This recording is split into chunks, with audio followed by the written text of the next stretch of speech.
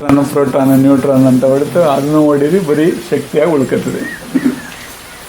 ನಿಮಗೆ ಕಾಣೋಂಥ ಜಗತ್ತನ್ನ ಎಲ್ಲ ಹೊಡೆದು ಏನು ಉಳಿತದೆ ಸಾಂಬಾರಿಗೆ ನೋಡೋಣ, ಅದು ಅದೇ ಉಳಿತದೆ ಬೇರೆ ಉಳಿತದೆ? ಏನು ಉಳಿತದೆ? ಅದರಿಂದ ತಾನೇ ಎಲ್ಲ ನಿರ್ಮಾಣ ಆಗಿರಬೇಕು. ಈಗ ಎಲ್ಲ ಅವತಾರನೇ ತಾನೇ.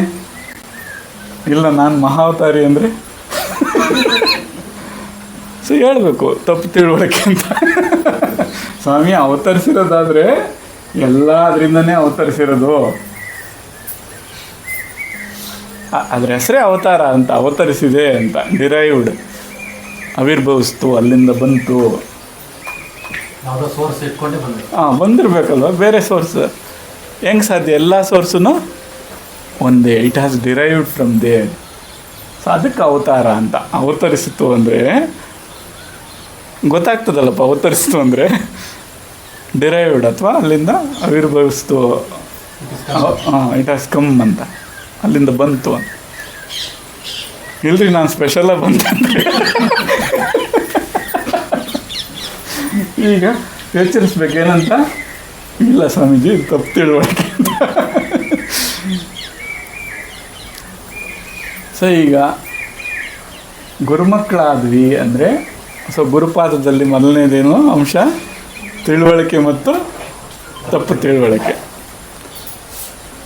ಸೊ ಇದ್ರ ಬಗ್ಗೆ ಯಾರು ಗಮನ ಇಟ್ಕೊಂಡಿದ್ದಾನೋ, ಇದ್ರ ಬಗ್ಗೆ ಏನಿರಬೇಕು ಅವನಿಗೆ? ಒಂದು ಲಕ್ಷ್ಯ ಇರಬೇಕದು. ಇಲ್ಲಾಂದ್ರೆ ಏನಾಗ್ತದೆ, ಅದು ಯಾವುದನ್ನೂ ಅಪಹರಿಸ್ತದೆ. ಇದು ಏನು ನೋಡಿದ್ರೆ ಅದರಲ್ಲಿ ಸೆಳೆತಕ್ಕೊಳಗಾಗ್ತದೆ, ಮತ್ತು ಅದೇ ಗುಣ ಬಂದುಬಿಡ್ತದೆ ಇದಕ್ಕೆ. ಈಗ ಯಾವ ಗುಣ ಇಟ್ಕೋಬೇಕು? ಇದು ಗೋವಿಂದ ಗುರುವಿನ ಪಾದ, ಇದು ತಪ್ಪು ತಿಳುವಳಿಕೆಯನ್ನು ತೆಗಿತದೆ ಹೊರತು ಮತ್ತು ಇನ್ನೊಂದನ್ನು ರೂಪಿಸಲ್ಲ ಇದು. ಏನು? ಸೊ ಇದೊಂದು ಫೌಂಡೇಶನ್ ಇಟ್ಕೋಬೇಕು. ಈಗ ನಾನು ಮಾಡ್ತಾ ಇರೋಂಥ ಧ್ಯಾನ ಇದನ್ನು ಮಾಡ್ತಾ ಇದೆಯಾ ಅಂತ.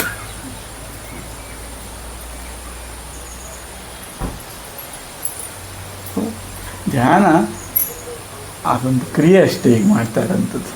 ಈ ತಿಳುವಳಿಕೆ ಇಲ್ಲದೆ ಹೋದರೆ ನಮಗೇನು ಸಿಗಬೇಕಾಗಿತ್ತೋ ಅದು ಸಿಗೋದಿಲ್ಲ. ಸೊ ಹಾಗಾಗಿ ಆ ಕ್ರಿಯೆಗಿಂತ ಈ ತಿಳುವಳಿಕೆ, ಗ್ರಹಣೆ ಅಂತ ಏನು ಕರಿತಾ ಇದ್ದೀವಿ, ಇದು ಸೊ ಇದು ಅದಕ್ಕಿಂತ ಸ್ವಲ್ಪ ಉನ್ನತವಾದ ಧ್ಯೇಯ ಆಗಬೇಕು. ಇಲ್ಲ ಅಂದರೆ ಯಾವುದೋ ಒಂದು ಮನುಷ್ಯ ಗುಣಕ್ಕಾಗಿ ಮಾಡ್ತಾ ಇರ್ತೀವಿ. ಏನು ಅತೃಪ್ತಿ ಇದೆ, ಅತೃಪ್ತಿ ನೀಗ್ತಾ ಇದೆ ಅನ್ನೋ ಕಾರಣಕ್ಕೆ ಮಾಡ್ತಾ ಇರ್ತೀವಿ. ಅಥವಾ ಯಾರು ನನ್ನ ಕಡೆಗೆ ನೋಡ್ತಾ ಇಲ್ಲ, ಸ್ವಲ್ಪ ಅಟೆನ್ಷನ್ ಡ್ರಾಯಿಂಗ್ ಟೆಕ್ನಿಕ್ ಅಂತ ಇರ್ತವೆ.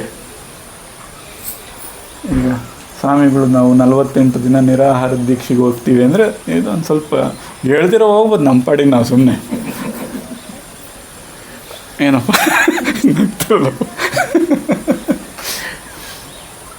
48 ದಿನ 48 ವರ್ಷನೇ ಹೋಗಲಿ, ಯಾರು ಬೇಡ ಅಂದರು. ಸರಿ, ಹೌದಲ್ಲಪ್ಪ. ಈಗ ಅನೌನ್ಸ್ ಮಾಡಿದಾಗ ಏನಾಗ್ತದೆ, ನಿಮ್ಮನ್ನೆಲ್ಲ ಸ್ವಲ್ಪ ಗಮನ ಸೆಳೆಯೋ ತಂತ್ರಗಳಿರ್ತವೆ. ಇದಕ್ಕೆ ಸ್ವಲ್ಪ ಅದಕ್ಕೆ ಬಲಿಪಶು ಆಗಿದ್ದೀವಿ. ಇಷ್ಟು ತಿಳುವಳಿಕೆ ಸಾಕು, ನಮಗೆ ಜಾಸ್ತಿ ಬೇಕಾಗಿದೆ. ಇಲ್ಲ ಅದರಿಂದ ನಾವು ಶುದ್ಧರಾಗ್ತೀವಿ, ಪವಿತ್ರರಾಗ್ತೀವಿ ಅಂದರೆ ಮೊದಲನೇ ಪ್ರಶ್ನೆ ಬರ್ತದೆ, ಅಷ್ಟು ಗಲೀಜು ಯಾಕೆ ಮಾಡ್ಕೊಂಡೆ ಅಂತ. ಯಾರು ತೊಳ್ಕೊಬೇಕೀಗ?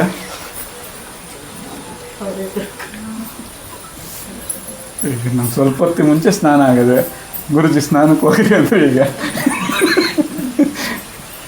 ಏನು ಹೇಳ್ತಾರೆ? ಇಲ್ಲಪ್ಪ ಆಗದೆ ಅಂತ ಹೇಳ್ತಾರೆ. ಈಗ ಸೊ ಒಂದ್ಸಲಿ ಪಾಪ ಭಾಳ ಕಾಮಿಡಿ ಆಗಿತ್ತು ಅದಂದ್ರೆ.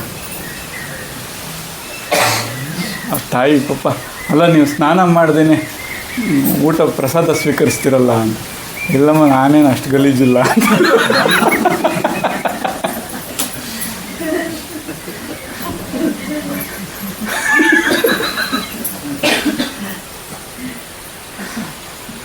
ಸೊ ಈಗ 3-4 ಸಲ ನಾನು ಸ್ನಾನ ಮಾಡ್ತೀನಿ. ಅದೊಂದು ಖುಷಿ ನನಗೆ. ಇವಾಗ ಏನಂತ, ಇಷ್ಟು ಸಲ ಸ್ನಾನ ಮಾಡ್ತೀನಿ ಅಂದರೆ. ಬಟ್ ಅದನ್ನು ಸ್ವಲ್ಪ ನಾವೇನಾದರೂ ಆಳವಾಗಿ ಪ್ರಶ್ನೆ ಮಾಡಿಬಿಟ್ರೆ ಎಂಥ ಮೂರ್ಖತನವಾಗಿ ನಾನೇ ಸಿಕ್ಕಾಕೊಂಡಲ್ಲ ಅಂತ ಅನಿಸುತ್ತೆ ಇವಾಗ. ಈಗ ಮೂಲ ಪ್ರಶ್ನೆ, ಯಾಕಷ್ಟು ಗಲೀಜು ಮಾಡ್ಕೊತಾ ಇದ್ದೀರಾ ಅಂತ. ಗಲೀಜು ಮಾಡ್ಕೊಳ್ಳೋ ಕಾರಣನ ತೊಳ್ಕೋಬೇಕೇ ಹೊರತು ಗಲೀಜನ್ನು ತೊಳ್ಕೊಂಡೇ ಇದ್ರೆ ಎಷ್ಟು ತೊಳ್ಕೊಳ್ಳೋದೇ ಕೆಲಸನ. ಅದಕ್ಕೆ ಶುದ್ಧ ಅಂತ ಕರೆದ್ರಿ. ಏನಂತ? ಶುದ್ಧ ಅಂದರೆ ತಾನೂ ಮೆತ್ತಗಳ್ದೇ ಇರೋದು, ಬೇರೆದನ್ನು ಮೆತ್ತಿಸ್ಕೊಳ್ಳೋಕ್ಕೆ ಬಿಡದೇ ಇರೋವಂಥದ್ದು. ಸೊ ಇದು ಜಾಗರದಾಗಿರಬೇಕು, ಎಚ್ಚರದಾಗಿರಬೇಕು. ಸೊ ಈಗ ಆ ಜಾಗರ, ಆ ಸಾಕ್ಷಿತ್ವ, ಆ ಎಚ್ಚರಿಕೆ ಇಲ್ಲದೆ ಹೋದರೆ ನನ್ನ ಧ್ಯಾನ ಏನಕ್ಕೂ ಪ್ರಯೋಜನ ಇಲ್ಲ. ಸೊ ಏನು ಹಬ್ಬಬ್ಬ ಅಂದರೆ ನಿದ್ದೆ ಬಂತು ಅಂತ ಹೇಳ್ತೀರ ಅಷ್ಟೇ, ಏನು ಗೊತ್ತಾಗಲಿಲ್ಲ ಅಂತ ಹೇಳ್ತೀರ. ಏನಾಯ್ತು ಧ್ಯಾನದಲ್ಲಿ ಅಂತ ಕೇಳಿದ್ರೆ ಏನು ಹೇಳ್ತೀರ? ಏನು ಗೊತ್ತಾಗಲಿಲ್ಲ ಅಂತ.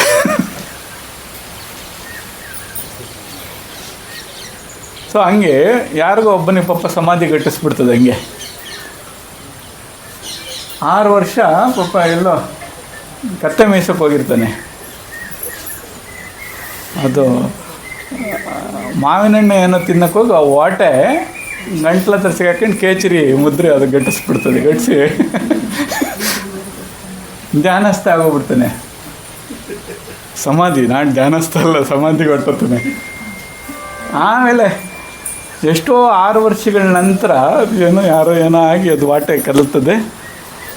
ಕೇಚರಿ ಬಿಡುಗಡೆ ಆಗಿ ಎಚ್ಚರ ಆದ ತಕ್ಷಣ ಮೊದಲನೇ ಪ್ರಶ್ನೆ, ನನ್ನ ಕತ್ತೆ ಎಲ್ಲಿ ಅಂತಾನೆ.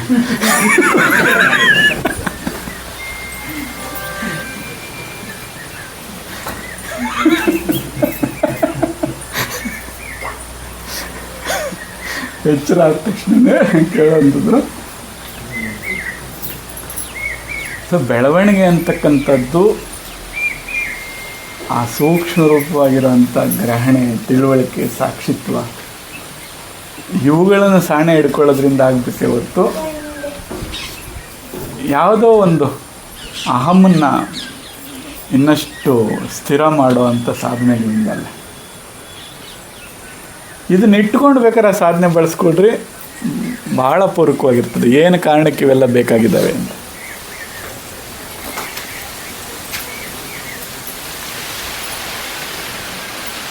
ಸೊ ಹಾಗಾಗಿ ಈ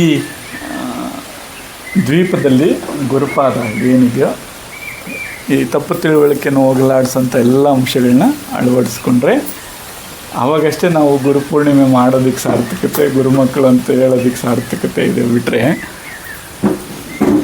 ಹಿಂಗೇನು ಮಾಡಿದ್ವಿ ಅಂತ ಹೇಳ್ಕೊತೀವಿ ಗುರುಪೂರ್ಣಿಮೆ ಅಂದರೆ. ಸೊ ಹೋದ್ವಿ, ಗುರುಗಳ ದರ್ಶನ ಆಯಿತು, ಪಾದ ಪೂಜೆ ಮಾಡಿದ್ವಿ. ಯಾವುದು ಪಾದ, ಯಾವುದು ಪೂಜೆ. ಸೊ ಈಗ ಅದನ್ನು ನಿತ್ಯ ಪೂಜೆ ಮಾಡ್ಕೋಬೇಕು ಅದನ್ನು. ಸೊ ಅದನ್ನು ಸಾಂಕೇತಿಕವಾಗಿ ಇದನ್ನು ನೆನಪಿಸ್ಕೊಳ್ಳಿ ಅಂತೇಳಿ ಈಗ ಬ್ರಹ್ಮಕುಂಡಳ ಅಂತ ಅದಕ್ಕೆ ಹೆಸರು. ಅಥವಾ ನೀವು ಏನನ್ನ ಕರ್ಕೊಳ್ಳಿ ನಿಮಗೆ ಬೇಕಾದನ್ನು. ಸೊ ಬ್ರಹ್ಮಕುಂಡಲದಲ್ಲಿ ಸೊ ಇಡೀ ಬ್ರಹ್ಮಾಂಡ ಏನೇನಿದೆಯೋ ಬೇರೆ ಬೇರೆ ಪ್ರಪಂಚಗಳೆಲ್ಲ ಅದನ್ನು ಬಿಂಬಿಸ್ತದದು. ಸೊ ಅದರಲ್ಲಿರೋಂಥ ಈ ಅಂಶಗಳನ್ನೆಲ್ಲ ಬಿಂಬಿಸ್ತದೆ. ಆ ಸಾಗರದಲ್ಲಿ ನೀವು ನಿತ್ಯ ಹೂವು ಹಾಕ್ಕೋಬೋದು. ಹೆಂಗಿರ್ತವೆ ಹೂಗಳು? ಅದರಲ್ಲಿ ತೇಲ್ಕೊಂಡಿರ್ತವೆ, ಅಂಟದಂಗೆ ತೇಲ್ಕೊಂಡಿರ್ತವೆ. ಸೊ ಇದನ್ನು ನಿತ್ಯ ಪೂಜೆ, ಇದು ನಿತ್ಯ ಜೀವನದಲ್ಲಿ ಹಿಂಗೆ ಆಗಬೇಕಿದ್ದು, ಹಿಂಗಿರಬೇಕು. ಎಲ್ಲೇ ಇರಲಿ ನೀವು ಹೇಗಿರಬೇಕು?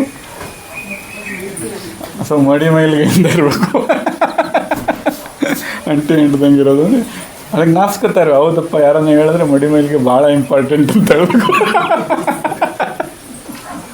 ಸೊ ನಿಮ್ಮ ದೃಷ್ಟಿಯಲ್ಲಿ ಅದು ವಿದ್ಯೆ, ಬಟ್ ಅವನು ಗ್ರಹಿಸೋನು ಪಾಪ ಅದು ಅವಿದ್ಯಾಗೆ ಗ್ರಹಿಸ್ತಾ ಇರ್ತಾನೆ. ಸೊ ಮಡಿ ಅಂದರೆ ತಾನು ಮೆತ್ಕೊಳ್ದೇ ಇರೋದು. ಸೊ ಮೈಲಿಗೆ ಅಂದರೆ ಮೆತ್ತಿಸ್ಕೊಳ್ದೇ ಇರೋವಂಥದ್ದು. ಮೆತ್ಕೊತಾವು, ಮೈಲಿಗೆ ಆಗ್ತಾ ಇರ್ತದೆ. ಸೊ ಇದಕ್ಕೆ ಯಾರೆಲ್ಲ ಸಿದ್ಧರಾಗ್ತಿರೋ ಒಂದು ಸಾಂಕೇತಿಕವಾಗಿ ಗುರುಗಳು ಅವ್ರ ಮನೆಗೆ ಬಂದು ಅದನ್ನು ನಿಮ್ಮ ಮನೆಯಲ್ಲಿ ಅನುಷ್ಠಾನಕ್ಕೆ ಅಥವಾ ಅದನ್ನು ಸಂಕಲ್ಪವಾಗಿ ತಗೊಂಡು ದೀಕ್ಷಾಬದ್ಧರಾಗೋದು. ಅಂದರೆ ಧೀ ಅಂದರೆ ಯಾರೋ ಒಬ್ಬರು ನೀಡಬೇಕು ಅದನ್ನು. ಧೀಯತೆ ಅಂದರೆ ನೀಡುವಂಥದ್ದು. ಸೊ ನೀಡಿದಾಗ ಏನು ಸ್ವೀಕರಿಸ್ತೀರಾ? ಸೊ ಅಂಥದ್ದನ್ನು ಸ್ವೀಕರಿಸ್ಬೇಕದು.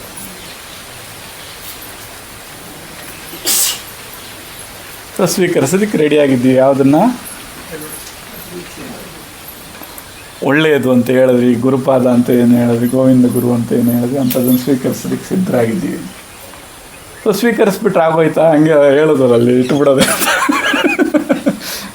ಅದನ್ನು ಅಳವಡಿಸ್ಕೊಂಡು ಈ ಗುಣಗಳೇನಿದ್ದಾವೆ ತಪ್ಪು ತಿಳುವಳಿಕೆಯನ್ನು ತೆಗೆಯೋದ್ರ ಕಡೆ, ಕ್ಷೀಯತೆ ಅಂದರೆ ತೆಗೆದುಹಾಕೋದ್ರ ಕಡೆ.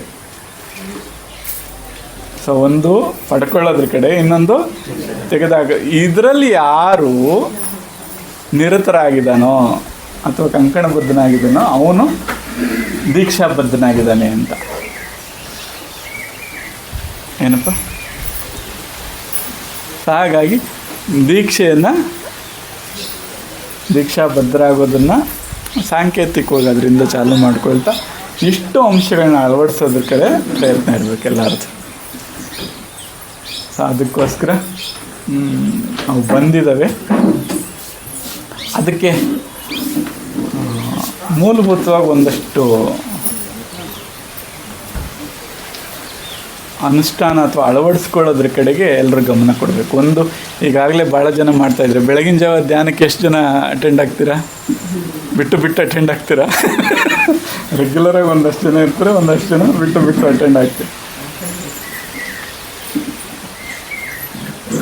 ಸೊ ಕನಿಷ್ಠ ಪಕ್ಷ ಈಗ ನಮಗೆ ಆರಾಧಕ ವಸ್ತು ಸಿಕ್ಕಿದೆ, ಗುರುಪಾದ ಸಿಕ್ಕಿದೆ.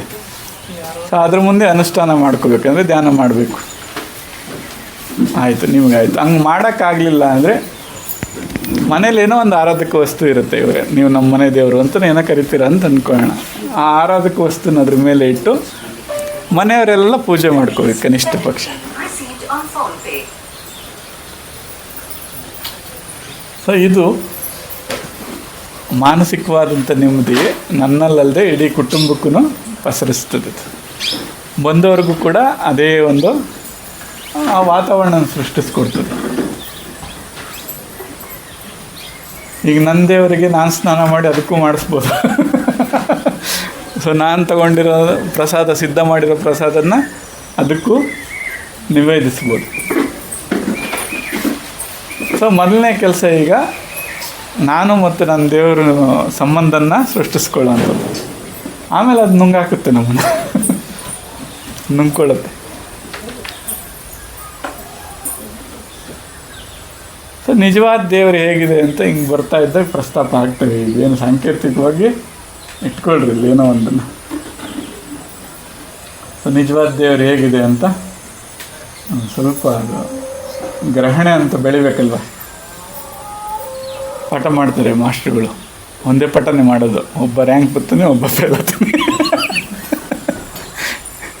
ಸೊ ಹೆಂಗೆ ಗ್ರಹಣೆ. ಸೊ ಸರಿಯಾಗಿ ಗ್ರಹಣೆ ಮಾಡ್ದನು ಮಾಸ್ಟ್ರು ಹೇಳೋದಕ್ಕಿಂತ ಚೆನ್ನಾಗಿ, ಮಾಸ್ಟ್ರು ಹೇಳೋದಕ್ಕಿಂತ ಇನ್ನೂ ಚೆನ್ನಾಗಿ ಗ್ರಹಣೆ ಮಾಡ್ತಾನೆ ಅವನು. ಸೊ ಒಂದು ಏನಂತೀರ ಅದನ್ನು, ಬೆರಳು ಸೂಚಿಸಿದ್ರೆ ಸಾಕು ಹಸ್ತ ನಂತನಪ್ಪ ಇವನು ಅಂತ. ಸೊ ಆ ಹಂತದ ಗ್ರಹಣೆ. ಸೊ ಮಾಸ್ಟ್ರ್ ಕೊಟ್ಟರು 100 ತೆಗೆಯಲ್ಲ ಪೇಪರು. ಆದರೆ ಸ್ಟೂಡೆಂಟು ಎಷ್ಟೋ ಜನ ಇದ್ದಾರೆ, ಔಟ್ ತೆಗೆಯೋರು ಭಾಳ ಜನ ಇದ್ದಾರೆ. ಮಾಸ್ಟ್ರ್ 100 ತೆಗೆಯಲ್ಲ. ಹಾಗಾಗಿ ದೀಕ್ಷಾಭದ್ರ ಆಗಬೇಕು. ಏನಪ್ಪ? ಸೊ ದೀಕ್ಷಾಭದ್ರ ಆದಾಗ ಈ ಸಲ ಶಿವಮೊಗ್ಗದಿಂದ ಪ್ರಾರಂಭ ಆಗುತ್ತದೆ ಕಾರ್ಯಕ್ರಮ. ಸೊ ಮನೆಗೆ ಸದ್ಗುರು ಅಂತ.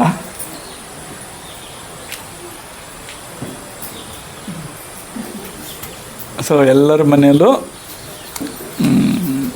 ಈ ವಿಧಿಯನ್ನು ಶುರು ಮಾಡಬೇಕಿದೆ. ಸೊ ಅಗತ್ಯ ಇರೋಂಥದ್ದು. ಇಲ್ಲಾಂದರೆ ಅವಿದ್ಯೆಗೆ ಎಷ್ಟೋ ಮಾರ್ಗಗಳಿದ್ದಾವೆ, ಅಂದರೆ ತಪ್ಪು ತಿಳುವಳಿಕೆಗೆ ಎಷ್ಟೋ ಮಾರ್ಗಗಳಿದ್ದಾವೆ. ಈಗ ತಿಳುವಳಿಕೆ ಸೃಷ್ಟಿ ಆಯಿತು ಅಂದರೆ, ನಿನ್ನೆ ಮಧು 2 ಗಂಟೆ ವೇಸ್ಟ್ ಅಂದರೆ ಇವತ್ತು ಪ್ರಸ್ತಾಪ ಮಾಡಿದ್ದಾರೆ. ಯಾಕೆಂದರೆ ಮಧು ಪೂರ್ವ ರೂಪ ಬೇರೆ ಏನೋ ಇತ್ತಂತೆ. ಹೆಂಗಿದ್ದನು ಏನಪ್ಪ ಅದು ಏನಂದ್ರಂತೆ, ಅದು ನನ್ನ ಸ್ನೇಹಿತರ ಫೋನ್ ಮಾಡಿ ಇವತ್ತು ವ್ಯಾಸಕ್ಕೆ ಹೇಗೆ ಬಿಡ್ತೀಯಲ್ಲ. ಹಳೆ ಮಧು ಎಲ್ಲಿ? ಹಳೆ ಮುಗಿಸ್ಬೋದಾನೆ ಎಲ್ಲಿ ಪ್ರಶ್ನೆ. ಹಳೆ ಮಧುಸೂದನ ಎಲ್ಲಿ? ಜಗತ್ತಿಗೆ ಎಷ್ಟು ಸಮಸ್ಯೆ ನೋಡ್ರಿ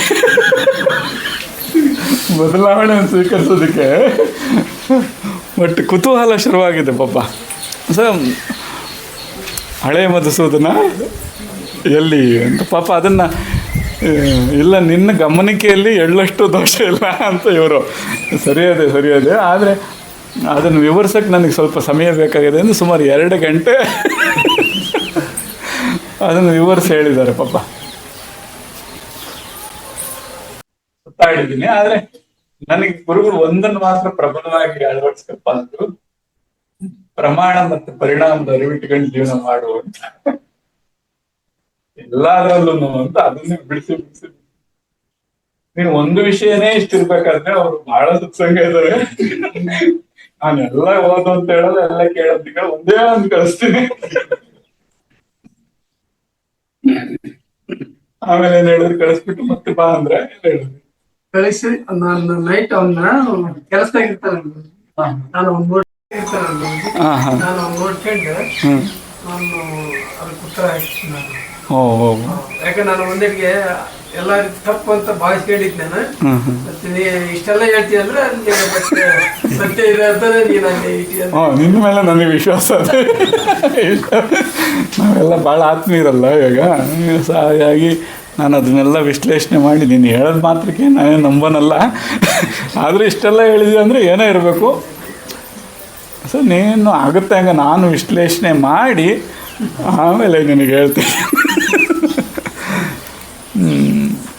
ಹೀಗಾಗಿ ಬೆಳವಣಿಗೆ ಅಂತ ತರ್ತದೆ. ಸೊ ದೀಕ್ಷಾ ಬದ್ಧರಾದರೆ, ದೀಕ್ಷೆ ಇಲ್ಲಾಂದರೆ ಆ ದೀಕ್ಷೆ ಅರ್ಥ ಏನು? ಸೊ ಒಳ್ಳೆಯದನ್ನು ಅಳವಡಿಸ್ಕೊತಾ ಇದ್ದೀವಿ, ಕೆಟ್ಟದ್ದನ್ನು ತೆಗೆದಾಕ್ತಾ ಇದ್ದೀವಿ. ಖಂಡಿತವಾಗ್ಲೂ ಅದು ಗಮನಕ್ಕೆ ಬರ್ತದೆ ಹೊರಗಡೆ.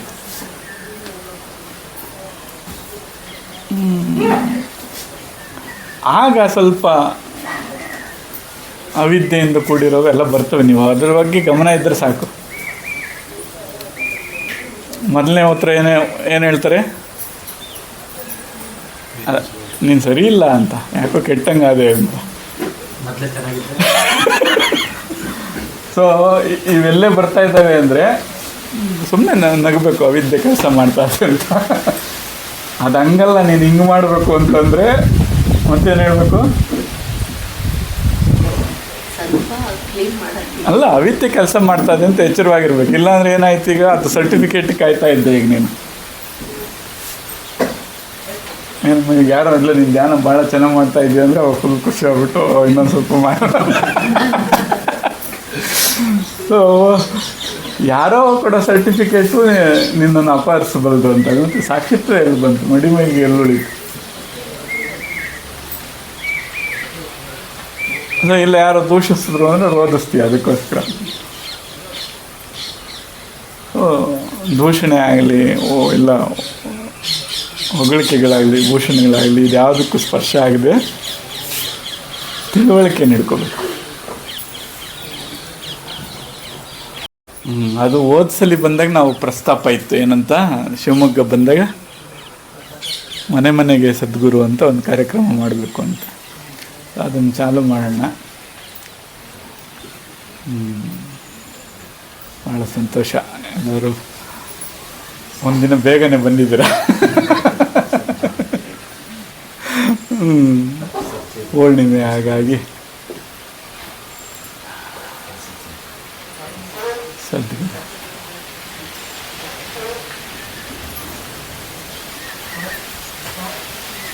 ಮತ್ತೇನು ಮಾಡೋಣ ಈಗ?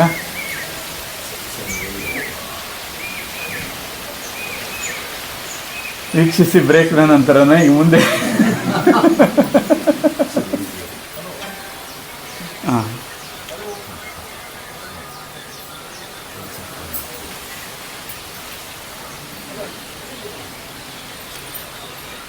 ನೆನಪಿರ್ತಾವ ಇಷ್ಟೊಂದು, ಮತ್ತೆ ಮರು ಸೆಳಿತಾ ಇರ್ತದೆ ಆ ಕಡೆಗೆ. ಸೊ ಸೊ ಅದಕ್ಕೆ ಬೋಗಿಗಳು ಒಂದಕ್ಕೊಂದು ಜೋಡಿಸ್ಕೋಬೇಕು. ಒಬ್ಬರು ಮಾತ್ರ ಇನ್ನೊಬ್ರು ಜ್ಞಾಪಿಸ್ತಾ ಇರ್ತಾರೆ. ಸೊ ಜೊತೆಗಿರ್ಬೇಕು, ಒಬ್ಬರು ಮಾತ್ರ ಇನ್ನೊಬ್ರು ನೆನಪಿಸ್ತಾರೆ.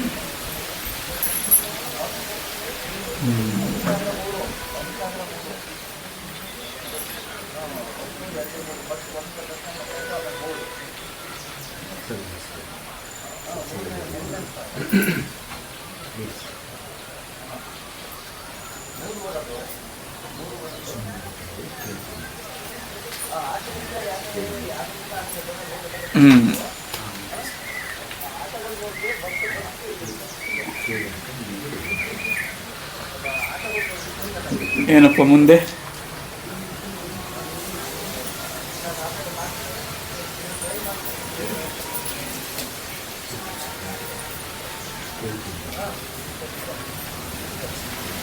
ಎಲ್ಲ ಮೊಬೈಲ್ಗಳು ಫ್ಲೈಟ್ ಮೋಡಿಗೆ ಇಟ್ಬಿಡ್ರಿ. ಎಲ್ಲ ಮೊಬೈಲ್ ಹಾಕೋರನ್ನು ಕಾಟ ಜಾಸ್ತಿ ಇದೆ. ಫ್ಲೈಟ್ ಇಲ್ಲ, ಸೈಲೆಂಟ್ಗೆ ಇಟ್ಕೊಂಡ್ರೆ ಆಯ್ತು. ಸೈಲೆಂಟ್ಗೆ ಇಟ್ಕೊಂಡ್ಬಿಟ್ರೆ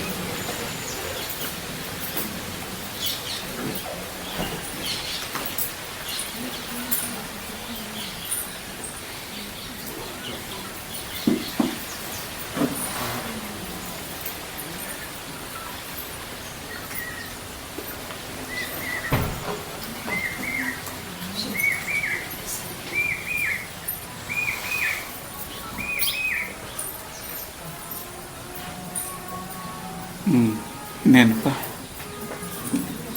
ಎಷ್ಟಾಯಿತು ಸಮಯ?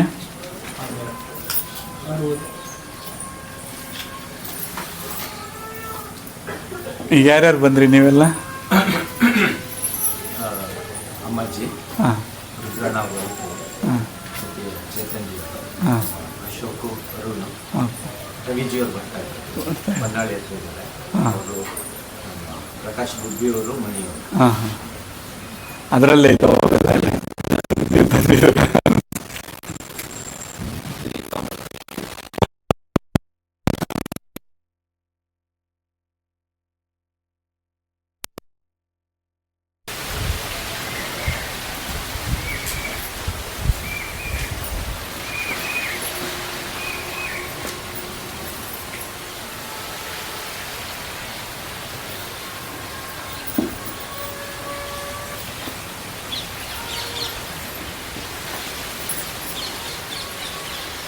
ಓದ್ಸಲಿ ಬಂದಾಗ ನಾಗರಾಜ್ ರೆಕಾರ್ಡ್ ಮಾಡಿದ್ರು ಅದನ್ನು,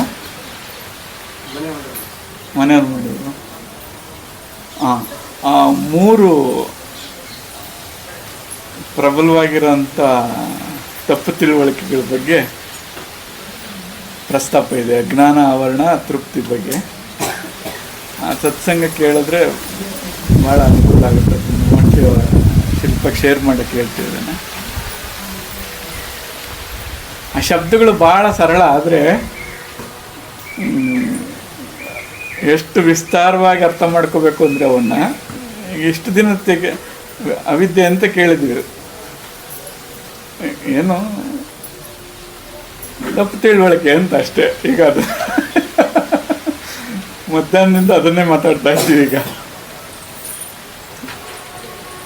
ಸೊ ಏನೆಲ್ಲ ವಿದ್ಯೆ ಅಂತ ಅಂದ್ಕೊಂಡು ಹೋಗ್ತಾ ಇದ್ದೀವೋ ಅವೆಲ್ಲ ಅವಿದ್ಯೆಯಾಗೆ ಕುಳಿತುಕೊಂಡಿದ್ದಾವೆ.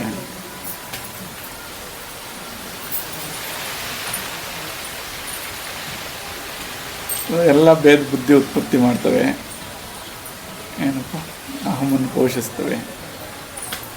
ಹೆಂಗಿರ್ಬೇಕಾಗಿತ್ತು ಅದನ್ನು ಬಿಟ್ಟು ಬೇರೆ ರೀತಿಯಾಗಿ ಸೂಚಿಸ್ತವೆ.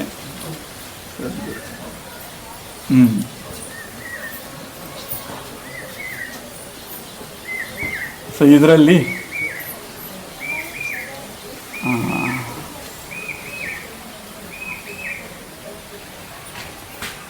3 ಲೋಕಗಳಿವು.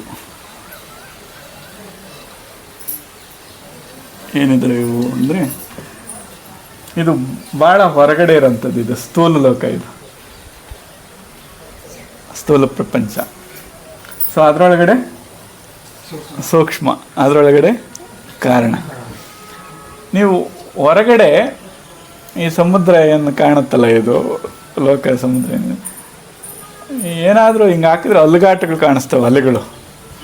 ಸೊ ಹಿಂಗೆ ನೋಡೋದಕ್ಕೆ ನಮ್ಗೆ ಏನು ಅನಿಸ್ತದೆ, ಏನು ಜಗತ್ತೆಲ್ಲ ಬರೀ ದುಃಖನೇ ಐತೆ, ಬರೀ ಸಮಸ್ಯೆಗಳೇ, ಅಲುಗಾಟನೇ ಐತೆ ಅಂತ ಅನ್ನಿಸ್ತದೆ. ಆದರೆ ಸಮುದ್ರದ ಆಳದಲ್ಲಿ ಹೇಗಿದೆ? ಸೊ ಸಾಕ್ಷಿ ಇವರೆಲ್ಲ ಕೂತಾಗ ಅದು ಗಟ್ಟಿಸ್ತಾ ಇರ್ತದೆ. ಈಗ ಯಾಕೆ ಕೂತ್ಕೊತಾವ್ರೆ? ಏನೋ ಒಂದು ಲಭಿಸ್ತಾದಲ್ಲಿ, ಅಂದರೆ ಸ್ವಲ್ಪ ಆಳಕ್ಕೆ ಹೋಗಿ ಅದನ್ನ ಅಂತರಾಳದಲ್ಲಿ ಶಾಂತವಾಗಿದೆ. ಅಲ್ಲಿ ಯಾವ ಅಲುಗಾಟಗಳನ್ನು ಅಲುಗಾಟಗಳೆಲ್ಲ ಹೊರಗಿದೆ. ಇನ್ನು ಉಳಿದಂತೆ 24 ತತ್ವಗಳಿಂದ ಇವು ಏನೇ ಇರಲಿ, ನಾವು ಕಮಲ ದಳಗಳ ತರ ಇವನ್ನ ಬಳಸ್ಕೋಬೇಕು. ಅಂದ್ರೆ ಅಂಟದಾಗ ಬಳಸ್ಕೋಬೇಕು ಇವನ್ನ.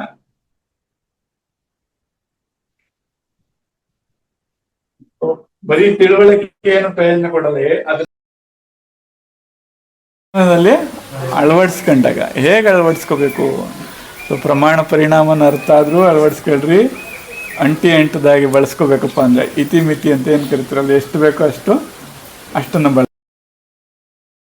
ನಿರ್ಮಾಣ ಮಾಡ್ಕೊಳ್ಳೋಕ್ಕೆ ನಮಗೆ ಸೊ ಗುರುಪಾದ ಅಥವಾ ಗುರುತತ್ವ ಇದೇನಿದೆ ಇದು ನಮಗೆ ಕೊಟ್ಟಿದ್ದಾರೆ. ಇದರ ಮೇಲೆ ಆರಾಧಕ ವಸ್ತು ಅಂತ ಹೇಳಿದ್ವಲ್ಲ, ಇದು ಯಾವುದೇ ಆರಾಧಕ ವಸ್ತು. ಈ ಆರಾಧಕ ವಸ್ತು ಅಹಮ್ಮನ್ನ ಎಲ್ಲ ದೋಷಗಳನ್ನ ನಿವಾರಣೆ ಮಾಡ್ತದೆ. ಅದೊಂದು ಆರಾಧನೆ ಇಲ್ಲ ಅಂದರೆ ಇನ್ನೆಲ್ಲ ದೋಷಗಳನ್ನ ಪೋಷಿಸ್ತದೆ ಅಹಂ ಬಂದರೆ. ಈಗ ಅಹಂ ಜಾಗ ಖಾಲಿ ಮಾಡ್ಬೇಕು. ಈಗ ಆರಾಧಕ ವಸ್ತು ಬಂದರೆ ನೋಡಿ, ಇವೆಲ್ಲ ಪ್ರತ್ಯೇಕ ಹೋಗ್ತವೆ, ಇವ್ಯಾವು ಸೇರೋದಿಲ್ಲ ಅದ್ರ ಜೊತೆಗೆ. ಯಾವಾಗ ಆರಾಧನೆ ಇದ್ದಾಗ ಇದು ತೆಗೆದ್ವಿ ಅಂದರೆ ಇದ್ರ ಜೊತೆ ಬೆರ್ತ್ಕೊತದೆ.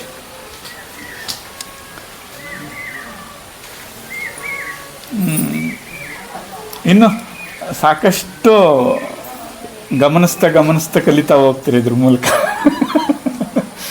ಎಷ್ಟು ನೋಡಿದ್ರು ಸರಿಯಾದ ತಿಳುವಳಿಕೆ. ಈಗ ಹೇಳೋದಲ್ಲ, ಎಷ್ಟು ತೋರಿಸಿದ್ರೆ,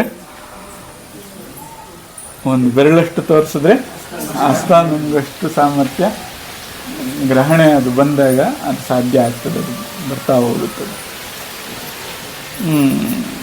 ಇದನ್ನ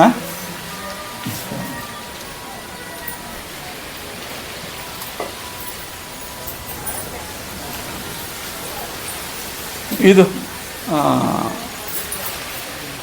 ನೀರಿಗೆ ಚಿತ್ತವನ್ನು ಶಾಂತ ಮಾಡುವಂಥ ಒಂದು ಗುಣ ಇದೆ ಹಸಿರು ಮತ್ತು ನೀರಿಗೆ. ಅದರಿಂದ ನೀವು ಹಸಿರು ಮಧ್ಯೆ ಇಲ್ಲಿ ಪ್ರಾಕೃತಿಕ ಹಸಿರು, ಆಮೇಲೆ ಬಣ್ಣ ಅನ್ಕೋಬೇಡಿ. ಹಸಿರು ಅಂದರೆ ಗಿಡ ಮರಗಳು, ಫ್ಲೋರಾ ಅಂತ ಕರಿತಿರಲ್ಲ,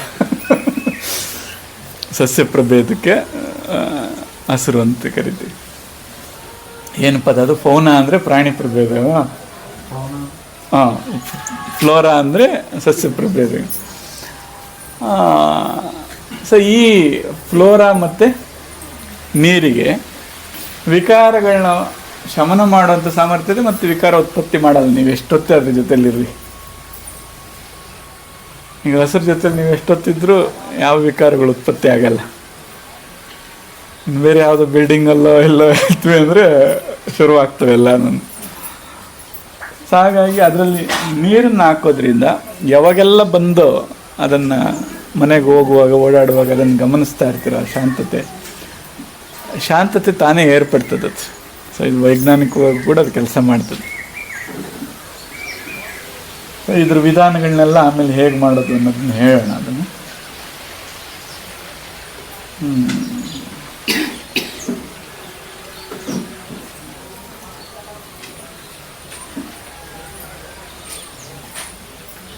ಅದು ನಾವು ಅಲ್ಲಿ ಇದ್ರೂ ಈ 24 ನಮ್ಮ ಮಟ್ಟಿಗೆ ಇದ್ದೇ ಇರ್ತಾವಲ್ಲ, ಅವು ನಾವು ಏನೇನು ನೆಕ್ಕೋಬಾರ್ದು ಬೇಕು ಅನ್ನೋದು ಜೊತೆಗೆ ಇದ್ದೇ ಇರ್ತಾವಲ್ಲ.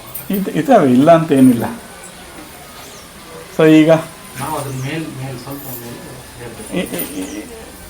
ಇಲ್ಲಿ ಪ್ರತ್ಯೇಕ ಮಾಡ್ಕೊತೀವಿ. ಈಗ ಇದನ್ನು ಅಂದರೆ ಗುರ್ತಿಸ್ಕೊಳ್ಳೋದ್ರಿಂದ ಅಂತ. ಈಗ ಒಳಗಡೆಗೆ ಹೋದ ತಕ್ಷಣ ಎಷ್ಟು ಉಳಿದ್ವು? ಒಂದು ಅವಸ್ಥೆ ದಾಟದ್ವಿ. ಪಂಚಭೂತಗಳು 5 ಕಡಿಮೆ ಅದು. ಸ್ವಲ್ಪ ಒಳಗಡೆಗೆ ಹೋದರೆ ಎಷ್ಟು ಕಡಿಮೆ ಅದು? 5 ಕಡಿಮೆ ಅದು. ಸೊ ಇನ್ನೂ ಒಳಗಡೆ ಹೋದರೆ 20 ಕಡಿಮೆ ಆಗ್ತವೆ, ಬರೀ 4 ಉಳ್ಕೊತವೆ. ಸೊ ಮನಸ್ಸು, ಬುದ್ಧಿ, ಚಿತ್ತ, ಅಸ್ಮಿತೆ ಅಷ್ಟೇ ಉಳಿತವೆ. ಇನ್ನೂ ಒಳಗಡೆ ಹೋದರೆ ಮನಸ್ಸು ಬುದ್ಧಿನೂ ಹೋಗ್ತವೆ, ಬರೀ ಅಸ್ಮಿತೆ ಉಳಿತದೆ. ಇನ್ನೂ ಒಳಗಡೆ ಹೋದರೆ ಆ 4ನೇದು ಕೂಡ ಹೊರಟೋಗ್ತದೆ, ಏನೂ ಇಲ್ದಂಗೆ ಶುದ್ಧವಾಗಿ ಒಂದೇ ಉಳ್ಕೋತದೆ. ಇಲ್ಲಿ ಸೂಕ್ಷ್ಮತೆ ಇದೆ. ಏನಪ್ಪ ಅಂದರೆ ಅವಸ್ಥೆ, ಇದು ನಮಗೆ ಘಟಿಸ್ತಾ ಇರೋದು ಅವಸ್ಥೆ. ಅವಸ್ಥೆ ಅಂದರೆ ಸ್ಟೇಟ್ ಆಫ್ ಬೀಯಿಂಗ್ ಅಂತೀವಿ.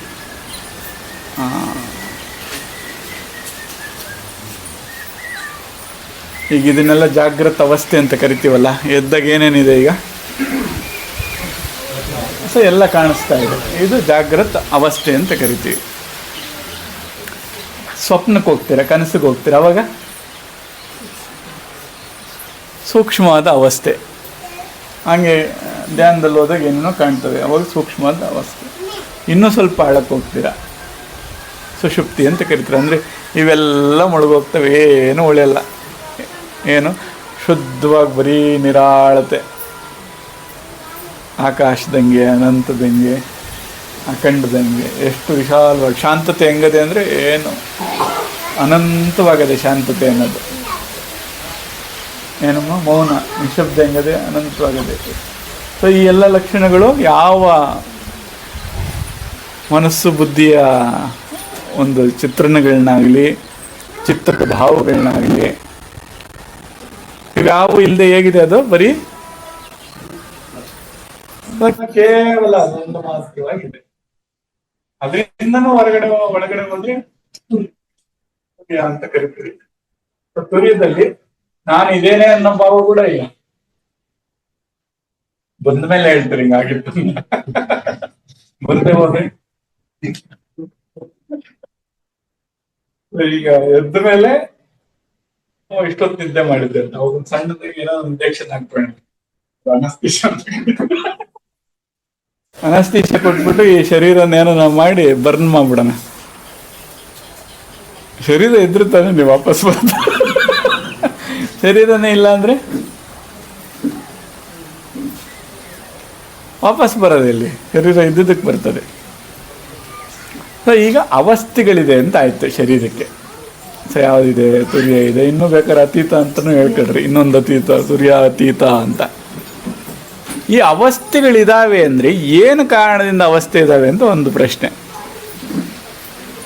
ಈಗ ಜಾಗೃತ ಅವಸ್ಥೆ ಇದೆ, ಏನು ಕಾರಣದಿಂದ ಜಾಗೃತ ಅವಸ್ಥೆ ಇದೆ ಅಂತ ಒಂದು ಪ್ರಶ್ನೆ ಹಾಕಬೇಕು. ಈ ಸ್ಥೂಲವಾಗಿರೋಂಥ ಅಥವಾ ಪ್ರಪಂಚ ಇರೋದ್ರಿಂದ, ಸ್ಥೂಲ ಪ್ರಪಂಚ ಇರೋದ್ರಿಂದ ನಮಗೆ ಜಾಗೃತ ಅವಸ್ಥೆ ಇದೆ. ಈ ಪ್ರಪಂಚನೇ ಇಲ್ಲ ಅಂದರೆ ಪಂಚಭೂತಗಳಾದಿಯಾಗಿ ಇದೆಲ್ಲ ನಿರ್ಮಾಣ ಆಗುತ್ತಪ್ಪ. ಇವೇ ಇಲ್ಲ ಅಂದರೆ ಅವಸ್ಥೆ ಇರೋದಕ್ಕೆ ಸಾಧ್ಯನಾ? ಸೊ ಅವಸ್ಥೆ ಜೀವನಿಗೆ, ಇದರೊಳಗಡೆ ಯಾರು ಅನುಭವಿಸ್ತಾ ಇದ್ದಾನಲ್ಲ ಅವನಿಗೆ ಅವಸ್ಥೆಗಳಿದೆ. ಶರೀರಧಾರಿ ಅಂತ ಏನು ಕರೀತಾರೆ ಅವನಿಗೆ ಅವಸ್ಥೆ ಇದೆ. ಏನು ಕಾರಣದಿಂದ ಇದೆ? ಪ್ರಪಂಚ ಇರೋದ್ರಿಂದ. ಅಲ್ಲಿಗೆ 2 ಸತ್ಯಗಳು ತಿಳಿದು ಬರ್ತಾವೆ ಇವಾಗ. ಒಂದು ಪ್ರಪಂಚ ಅಂತಕ್ಕಂಥದ್ದು ಒಂದು ಸತ್ಯ, ಅದು ವಾಸ್ತವ. ಅದು ಇರೋದ್ರಿಂದ ಇವನಿಗೆ ಅವಸ್ಥೆ ಇದೆ. ಸೊ ಇದ್ರ ಸೂಕ್ಷ್ಮ ಹೆಂಗೆ ತಿಳ್ಕೊಬೇಕು? ಎಷ್ಟು ಅವಸ್ಥೆಗಳಿದಾವೋ ಅಷ್ಟು ಲೋಕಗಳು ಅಥವಾ ಪ್ರಪಂಚ ಇದ್ದಾವೆ ಅಂತ ತಿಳ್ಕೊಬೇಕು. ಈಗ ನಮಗೆ ಆ ಸೂಕ್ಷ್ಮ ಗ್ರಹಣೆ ಆಗ್ಬೇಕೀಗ. ಏನಂತ ಆ ಥರದ್ದೊಂದು ಈಗ ಸೂಕ್ಷ್ಮ ಅಂತ ಈಗ ಸೂಕ್ಷ್ಮದ ಒಂದು ಲೋಕ ಇರೋದ್ರಿಂದ ಕಾರಣದಿಂದನೇ ನಿಮಗೆ ಅದು ಆ ಥರ ಒಂದು ಪ್ರಪಂಚ ಸೃಷ್ಟಿ ಆಗ್ತಾ ಇದೆ, ಅದು ಸೂಕ್ಷ್ಮ ಲೋಕ ಸೃಷ್ಟಿ ಆಗ್ತಾ ಇದೆ. ಕನಸು ಕಾಣಬೇಕು ಅಂದರೆ ಯಾವುದರಲ್ಲಿ ಬಿಂಬಿಸ್ಬೇಕಾ ಕನಸೆಲ್ಲ? ಅಲ್ಲೊಂದು ಲೋಕ ಬೇಕಲ್ವಾ? ಸೊ ಆ ಥರದ್ದೊಂದಿದೆ ಅಂತ ಸುಷುಪ್ತಿ. ಸೊ ಆರಾಮಾಗಿ ನಿದ್ರೆ ಮಾಡೋವಂಥದ್ದು ಒಂದು ಜಾಗ ಇದೆ ಅಂತ. ಆ ಲೋಕ ಇರೋದ್ರಿಂದ ನಿದ್ದೆ ಮಾಡೋಕ್ಕಾಗ್ತಾ ಇದೆ. ಸೊ ಅವಸ್ಥೆಗಳು ಜೀವನಿಗೆ ಒಂದು ವಾಸ್ತವ ಅರ್ಥ ಆಯ್ತು. ಅಲ್ಲಿಗೆ ಜೀವನಿದ್ದಾನೆ, ಅವನಿಗೆ ಅವಸ್ಥೆ ಇದ್ದಾವೆ ಅಂತ ಇದೊಂದು ವಾಸ್ತವ ಇಟ್ಕೊಳ್ಳೋಣ. ಇದಕ್ಕೆ ಕಾರಣವಾಗಿರೋಂಥದ್ದು ಯಾವುದಿದೆ? ಲೋಕ ಅಥವಾ ಪ್ರಪಂಚ ಇದೆ. ಸೊ ಅದನ್ನು ವಾಸ್ತವ. ಈಗ ಪ್ರಬಲವಾಗಿ ಸ್ವಲ್ಪ ಆಳಕ್ಕೆ ಹೋಗ್ತಾ ಇದ್ವಿ ಅವ್ರ ಪ್ರಶ್ನೆಗೆ ಉತ್ತರ ಹೇಳೋದಕ್ಕೆ. ಆಳವಾದಂಥ ತಿಳುವಳಿಕೆ ಅಥವಾ ವಿಶ್ಲೇಷಣೆ ಬೇಕಾಗ್ತದೆ. ನಾವು ಆ ಮೊಬೈಲನ್ನು ನೋಡ್ತಾ ಇದ್ದೀವಿ. ಈಗ ಹೇಗೆ ಕಾಣಿಸ್ತಾ ಇದೆ ಆ ಮೊಬೈಲು?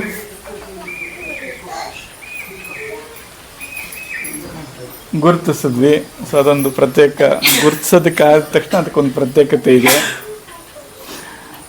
ಸೊ ಯಾವುದನ್ನು ಗುರುತಿಸ್ಲಿಕ್ಕೆ ಸಾಧ್ಯ ಆಯಿತೋ ಅದಕ್ಕೂ ನನಗೂ ಸಂಬಂಧ ಇಲ್ಲ, ನಾನು ಬೇರೆ ಇದ್ದೀನಿ ಅನ್ನೋ ಪ್ರಜ್ಞೆ ಬರಬೇಕು ಬಂದು.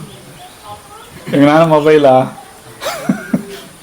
ಇಷ್ಟು ತಿಳುವಳಿಕೆ ಬಂದರೆ ಸಾಕಿದು, ಸರಿಯಾದ ತಿಳುವಳಿಕೆ ಬರಬೇಕು. ಈಗ ನಾನು ಈಗ ಪರಮಾತ್ಮ ತತ್ವ ಅಂತಕ್ಕಂಥದ್ದನ್ನು ನೋಡೋದಕ್ಕೆ ಸಾಧ್ಯ ಇದ್ದರೆ ನಿಜವಾಗಲೂ ನನಗೂ ಪರಮಾತ್ಮನಿಗೆ ಯಾವ ಸಂಬಂಧನೂ ಇಲ್ಲ. ಅದರ ನಿರಾಕರಣೆ ಮಾಡ್ತಾ ಇಲ್ಲ, ನನಗದಕ್ಕೆ ಸಂಬಂಧ ಇಲ್ಲಪ್ಪ ಅಂತ. ಜೀವನನ್ನ ನೋಡೋದಕ್ಕೆ ಸಾಧ್ಯ ಆದರೆ ಜೀವನಿಗೂ ನನಗೂ ಸಂಬಂಧ ಇಲ್ಲ.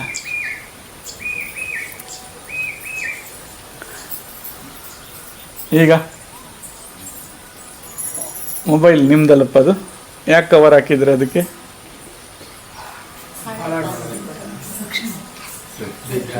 ಯಾಕೆ ಊರಾಗಿರೋರಿಗೆಲ್ಲ ಯಾಕೆ ಹಾಕ್ಸಿಲ್ಲ, ನಿಂದಕ್ಕೆ ಯಾಕೆ ಹಾಕ್ಸ್ಕೊಂಡಿದ್ಯಾ? ಕೋಟ್ಯಾಂತರ ಮೊಬೈಲ್ ಅವೇ, ಯಾಕೆ ಅದಕ್ಕೆ ಮಾತ್ರ ಹಾಕ್ಸ್ಕೊಂಡಿದ್ಯಾ? ಈಗ ಸಂಬಂಧ ಕಟ್ಕೊಂಡ ತಕ್ಷಣ ಈಗ ಅದನ್ನ ಸ್ಟಾರ್ಟ್ ಆಯ್ತು. ಈಗ ಕೆಲಸ ಯಾರು ಎತ್ಕೊಂಡು ಹೋದಾರೋ ಏನು ಮಾಡಿದಾರೋ, ಬರೀ ಒಂದು ಮೊಬೈಲ್ ಜೊತೆ ಸಂಬಂಧ ಗುರುತಿಸ್ಕೊಂಡಿದ್ದಕ್ಕೆ, ಬೆಳೆಸ್ಕೊಂಡಿದ್ದಕ್ಕೆ, ಅಂದ್ಕೊಂಡಿದ್ದಕ್ಕೆ ಏನಂತ ಇದು ನಂದು ಅಂತ.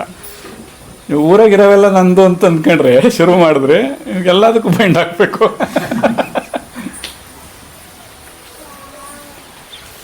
ಏನಪ್ಪ?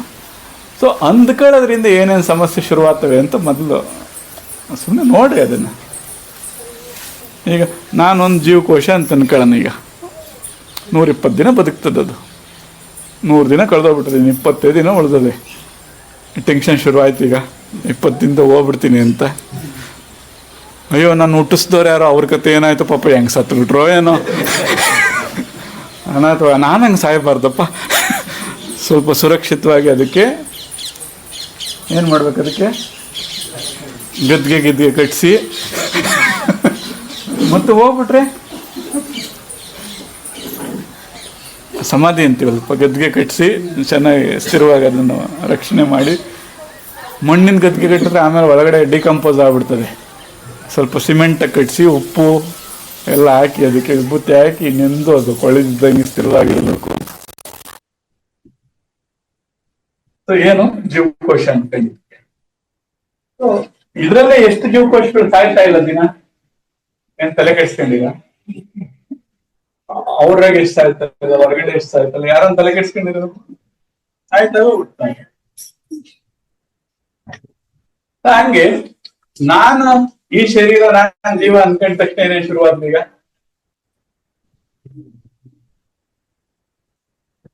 ಈ ಜೀವ ಅಂದ ತಕ್ಷಣ ಅಪ್ಪ ಹೆಂಗ್ ಸತ್ಸೋದು ಏನೋ ನಾನು ನೋಡ್ಕೋಬೇಕಿಲ್ಲ.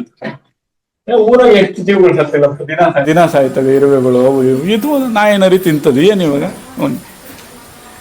ನಂದು ಅನ್ಕೊಂಡ್ರೆ ತಾನೇ ಸಮಸ್ಯೆ. ನಾನು ಅನ್ಕೊಂಡ್ರೆ ಏನಪ್ಪ, ಒಂದು 4 ದಿನ ಅವಕ್ಕೇನಂತಾರೆ, ಹುಳುಗಳು ಬರ್ತಾವಲ್ಲ, ಏನಂತಾರೆ ಅವನ್ನ? ಅಲ್ಲ ಇರ್ಲ ಇದು ಶರೀರ ಕೂಡ ಬಿಡ್ತವಲ್ಲ, ಅದ್ರ ಹೆಸರೇನೋ ಭಾಳ ಚೆನ್ನಾಗಿದೆ, ಬಾಯಾಗಿ ಅದು ಬರ್ತಾ ಇಲ್ಲ. ಅದು ಇರ್ಲಿಕ್ಕೆ ಬರ್ತದೆ.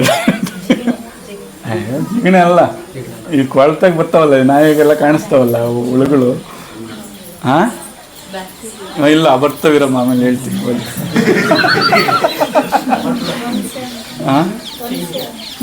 ನೀವು ಅದು ಟೆಕ್ನಿಕಲ್ ಗೊತ್ತಿದೆ, ಸುಮ್ಮನೆ ಇದ್ಬಿಡ್ರಿ. ಇಲ್ಲ ಅಂದ್ರೆ ಅದು ದೂರ ತಗೊಂಡೋಗಿಲ್ಲ ಅದನ್ನ. ಆಮೇಲೆ ಬರ್ತದೆ ಅದು. ಎಮ್ಮಿಂದ ಏನೋ ಶುರು ಆಗ್ತದೆ ಅದು ವರ್ಲ್ಡು. ಬರೋದನ್ನು ಹೋಗಿಸ್ಬಿಡ್ತೀರ. ಸೊ ಆ ಹುಳುಗಳಿಗೆ ಮ್ಯಾಗಸ್ ಅಂತ ಏನೋ ಕರೀತಾರೆ ಅವು. ಬರೀ ತಿಂತವೆ ಓದ್ತವೆ, ಅದ್ರಾಗೇನು ಹೋಗ್ಲಿ ಬಿಡು. ನನಗಾಗ್ತದೆ ಅಂದರೆ ಪಾಪ ಪ್ರೆಸ್ಟೀಜು ಹೊರಟು ಗಿರಟು ಎಲ್ಲ ಆಗ್ತದೆ. ಈಗ ಅದನ್ನ ಗುರುತಿಸ್ಕೊಳ್ಳಿಲ್ಲ ಅಂದರೆ, ಸೊ ಈಗ ನಾನು ಶರೀರ, ನಾನು ಜೀವ ಅನ್ಕೊಳ್ಳೋದಕ್ಕೆ ತಾನೇ ಇಷ್ಟು ಸಮಸ್ಯೆ. ಜೀವನ ಹಂಗಾಗಲಿ ಬಿಡು ಅಂತ ಅನ್ಕೊಂಡ್ರೆ ಏನಾಯ್ತು? ಈಗ ಗುರುತಿಸೋದಕ್ಕೆ ಸಾಧ್ಯ ಆದರೆ ಏನಾಯ್ತು? ಈಗ ಅದಕ್ಕೂ ನನಗೆ ಸಂಬಂಧ ಇಲ್ಲ ಅಂತ ಇರ್ಬೋದು. ಸೊ ನಾನು ಜೀವನಿಗೂ ಸಂಬಂಧಪಟ್ಟವನಲ್ಲ, ನಾನು ಪರಮಾತ್ಮನಿಗೂ ಸಂಬಂಧಪಟ್ಟವನಲ್ಲ. ಈಗ ಒಂದು ವೇಳೆ ನಾನು ಪರಮಾತ್ಮ ಅಂತ ಅನ್ಕೊಂಬಿಟ್ರಿ ಅಂತ ಅನ್ಕೊಳ್ಳೋಣ. ಸೊ ಪರಮಾತ್ಮ ಯಾಕೆ ಎಲ್ಲ ಸೃಷ್ಟಿ ಮಾಡ್ತಾನೆ, ಪವರ್ ಅದೇ, ಅದಕ್ಕೆಲ್ಲ ನಾವು ಹೇಳ್ಕೊತೀವಿ ನಾವು ಅದು ಸೇಮ್ ಅಂತ ಹೇಳ್ತಿರಿಲ್ಲಪ್ಪ. ಅಹಂ ಬ್ರಹ್ಮಾಸ್ಮಿ ಅಂತ ಹೇಳ್ಕೊತೀವಿ. ಇವಾಗ ನಾನು ಬ್ರಹ್ಮ ಇದ್ದೀನಿ, ನಾವು ಸೇಮ್ ಅಂತ. ಈಗ ಪರಮಾತ್ಮನ ಯಾರ ನಿರಂತರವಾಗಿ ನಿಂದನೆ ಮಾಡೋರು ಆಗ್ಬಿಟ್ರೆ ನಮ್ಗೆ ಬೇಡಪ್ಪ ಅದು ಅಂತೀವಿ. ಹೆಂಗೆ ಅಂತ ಕೇಳೋಣ. ಅದು ಎಂಥ ಪರಮಾತ್ಮನಪ್ಪ, ಅದು ಹೆಂಗೆ ಸೃಷ್ಟಿಸ್ಬಿಟ್ಟಪ್ಪ ಇವನ್ನೆಲ್ಲ? ಆ ಕನಿಷ್ಠ ಪಕ್ಷ ಸಸ್ಯ ನೋಡು, ಅದರ ಆಹಾರ ಅದೇ ಉತ್ಪತ್ತಿ ಮಾಡ್ಕೊತದೆ. ಅದೇನಂತ ಸೃಷ್ಟಿಸ್ಬಿಟ್ಟೆ ಉಂಡೆ ಮಕ್ಕಳನ್ನ, ಇವ್ರನ್ನ. ಅವ್ರ ಊಟ ಅವರು ಸಿದ್ಧ ಮಾಡ್ಕೊಳ್ಳೋದು, ದಿನ ಯಾವುದನ್ನ ಕುಯ್ಯೋದು ಅದು ವಿಕಸಿತ ಜೀವಿ ಅಂತೀವಿ. ಏನು ವಿಕಸಿತ ಅಂದರೆ ಹಿಂಗ ಕನಿಷ್ಠ ಅವ್ರ ಆಹಾರ ಅವ್ರು ಸಿದ್ಧ ಮಾಡ್ಕೊಳ್ಳೋದು ಬರಲ್ಲ. ಆದರೆ ಮೋಸ್ಟ್ಲಿ ಪರಮಾತ್ಮನ ಪಟ್ಟ ಸರಿ ಇಲ್ಲ ಅನಿಸ್ತದೆ. ಏನಪ್ಪ, ಸೊ ಬೆಳಕು ನೀರಿದ್ದರೆ ಫೋಟೋಸಿಂಥಸಿಸ್ ಮಾಡ್ಕೊಂಡು ತನ್ನ ಆಹಾರ ತಯಾರು ಮಾಡ್ಕೊತದೆ. ನೀನು ಬೆಳಗ್ಗೆ ಹೋಗಿ ಯಾವ ಸೊಪ್ಪು ಕುಯ್ಕೊಂಬಂದೆ, ಯಾವ ಪ್ರಾಣಿನ ಕುಯ್ದೆ, ತಿಂದೆ. ಸೊ ವಿಕಸಿತ ಜೀವಿನ ಇದು ಅಂತ. ಒಂದು ಆಹಾರಕ್ಕೆ ಇಷ್ಟು ಅವಲಂಬನೆ ಐತೆ ಇದು. ಕೊನೆಗೆ ಕನಿಷ್ಠ ಪಕ್ಷದ ಆಹಾರದಿಂದ ಆದರೂ ಅವನೊಂದು ನಿರಾವಲಂಬನೆ ಮಾಡಲಿಲ್ಲಪ್ಪ. ಅದು ಮಾಡಿಬಿಟ್ಟಿದ್ರೆ ಇಷ್ಟೆಲ್ಲ ಕುಯ್ದಾಡ್ತಾ ಇರಲಿಲ್ಲ, ಬಡ್ದಾಡ್ತಾ ಇರಲಿಲ್ಲ. ಎಲ್ಲ ಅಷ್ಟಕ್ಕೆ ತಾನೇ ಬದುಕಬೇಕು ಹಂಗೆ ಅಂತ.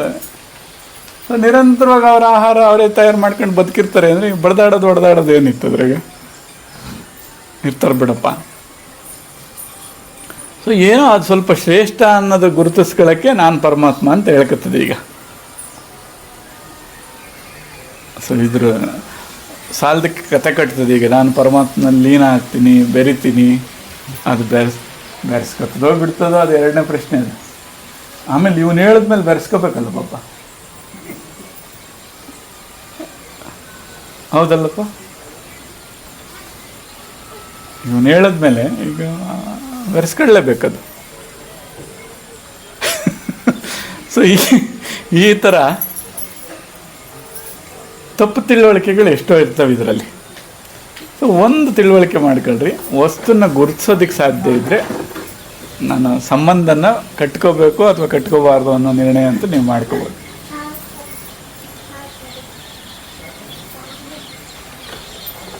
ಸೊ ಗಾಡಿ ಕೊಟ್ಬಿಟ್ಟವ್ರು, ಈಗ ಗಾಡಿ ಕೊಟ್ಟವ್ರೆ ಪಾಪ ಅದನ್ನು ಓಡ್ಸಕ್ಕೆ ಬರ್ದಿರಾ ಎಲ್ಲ ಹೋಗಿ ಡ್ಯಾಶ್ ಹೊಡೆಯೋದು. ಅದು ಯಾವುದು ಆಕ್ಸಿಲೇಟ್ರ್ ಯಾವುದು, ಬ್ರೇಕ್ ಯಾವುದು ಪರಿಚಯ ಇಲ್ಲ. ಎದುರಿಗೆ ಗಾಡಿ ಐತೆ, ಜೋರಾಗಿ ಆಕ್ಸಿಲೇಟ್ರ್ ಒತ್ಬಿಡೋದು, ಹೋಗಿ ಗಾಡಿ ಹೊಡೆದ್ಬಿಟ್ಟು ಬೈಯೋದು ಗಾಡಿ ಕೊಡಿಸ್ದವ್ರು ನಮ್ಮಪ್ಪನಿಗೆ ಏನನ ಬುದ್ಧಿ ಅದ. ಕಾರ್ ಕೊಟ್ಟರು ನೀವು ಬೆಳಗ್ಗೆ ಎದ್ರೆ ದಿನ ಆಕ್ಸಿಡೆಂಟ್ ಮಾಡ್ಕೊಳ್ಳೋದಾಗದೆ, ನನಗೆ ಸಾಕಾಗ್ಬಿಟ್ಟದೆ. ಸಾಧ್ಯವಿಲ್ಲದಕ್ಕೆ ಇದ್ರ ಜೊತೆನೆ ಬದುಕು ಅಂತ ಬೇರೆ ಹೇಳ್ತಾರೆ. ಸೊ ಏನು ಅನಿಸ್ತದೆ? ಅದು ಯಾವುದು ಕಾಸ್ಟ್ಲಿಯೆಸ್ಟ್ ಕಾರ್ ಯಾವುದಪ್ಪ? ಬೆಂಜನ ಕಾಸ್ಟ್ಲಿ ಎಷ್ಟು? ಇನ್ನು ಫೋರ್ಡಾ, ರೋಲ್ಸ್ ರಾಯ್, ಯಾವುದು ದೊಡ್ಡ ಮಾಡಲ್ ಕೊಡಿಸ್ಬಿಟ್ಟ ರೋಲ್ಸ್ ರಾಯ್ದು. ಸೊ ಪಾಪ ಅವರು ಎಷ್ಟೋ ಅವಿರತವಾದಂಥ ಪ್ರಯತ್ನ ಮತ್ತು ಏನು ವಿಕಸನದಿಂದ ಪಾಪ ಅದನ್ನು ಮಾಡಿಕೊಟ್ರೆ ಇವನೇನು ಹೇಳ್ತಾನೆ, ದಿನ ಆಕ್ಸಿಡೆಂಟ್ ಇದು ಬೇಡಪ್ಪ, ಇದ್ರ ಸವಾಸ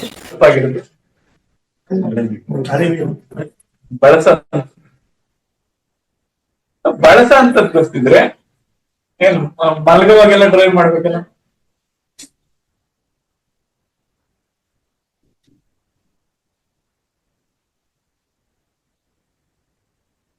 ಸೊ ಮಲ್ಗೋವಾಗ ಯಾರಿಗೂ ಡ್ರೈವ್ ಮಾಡೋ ಅಗತ್ಯ ಇಲ್ಲಲ್ಲ,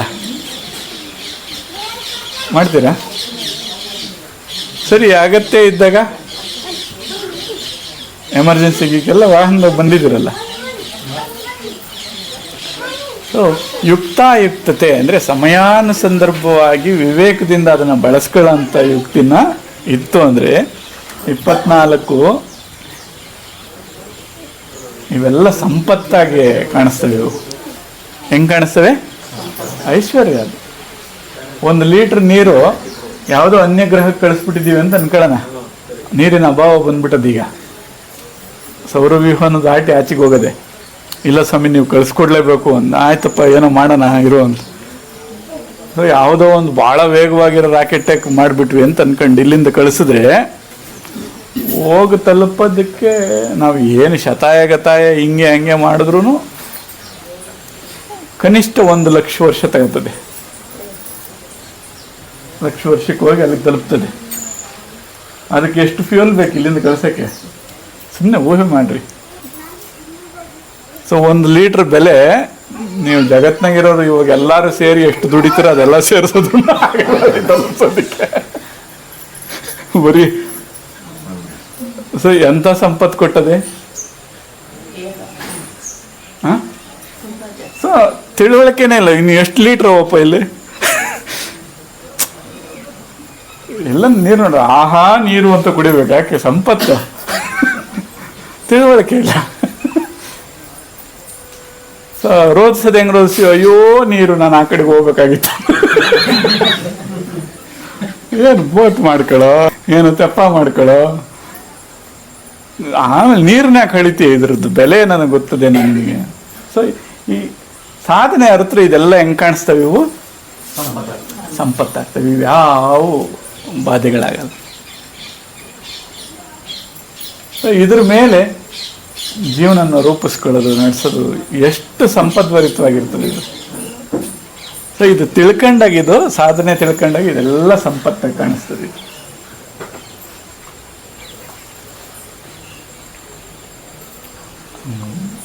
ಹಾಗಾಗಿ ತಿಳ್ಕೊಳ್ಳೋ ಅಂಥವ್ರು ಬಳಸ್ಕೊಳ್ಳೋ ಅಂಥವ್ರ ಕೊರತೆ ಇದೆ ಅಂತ ಪ್ರಸ್ತಾಪ ಮಾಡ್ತಾರೆ ಅದನ್ನು.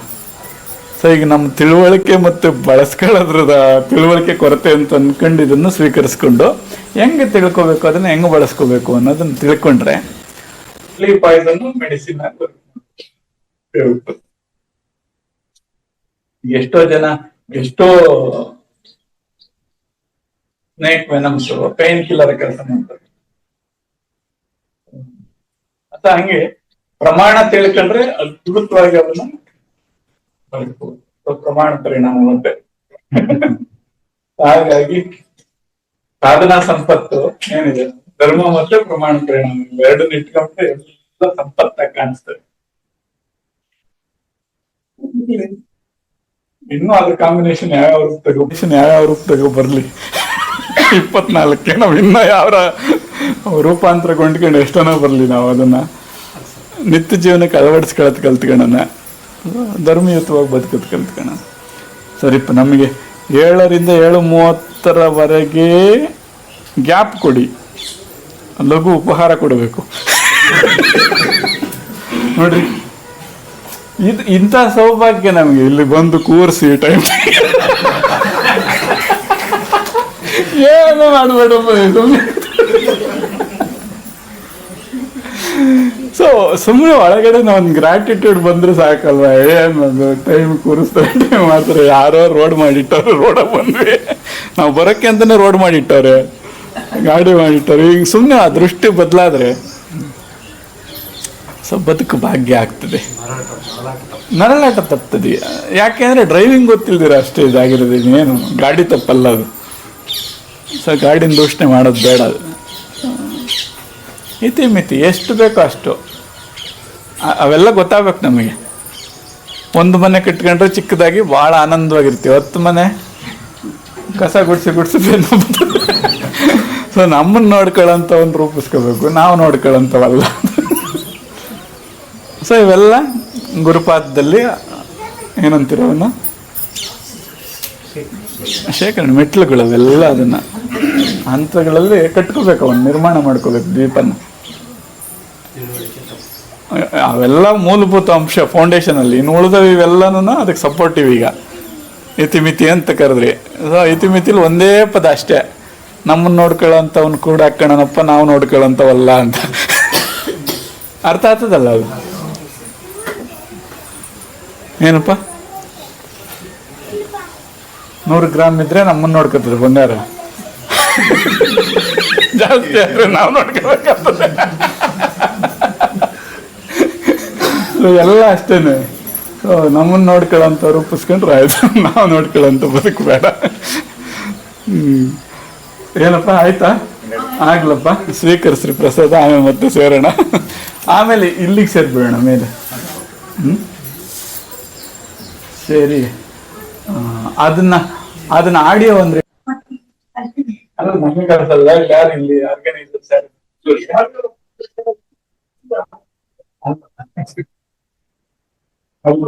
ಒಂದು ಮಂತ್ರ ಇದೆ, ಆ ಮಂತ್ರನ ಅದನ್ನ ಪಠನೆ ಮಾಡ್ತಾ ಎಲ್ರು ಇದನ್ನು ಸ್ಥಾಪನೆ ಮಾಡ್ತಾರೆ. ಅದೊಂದು ಆಡಿಯೋ ಪ್ಲೇ ಮಾಡಿದ್ರು ಎಲ್ಲರೂ, ಅದ ಜೊತೆ